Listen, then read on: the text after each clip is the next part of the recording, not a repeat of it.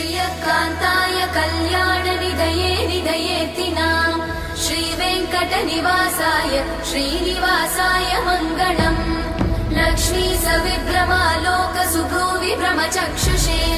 चक्षुषे सर्वलोकानां वेङ्कटेशाय मङ्गलम् श्रीवेङ्कटाद्रिशृङ्गाग्रमङ्गलाभरणाग्रये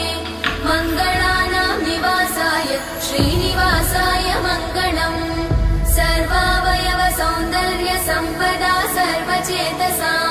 सदा सम्मोहनायास्तु वेङ्कटेशाय मङ्गलम्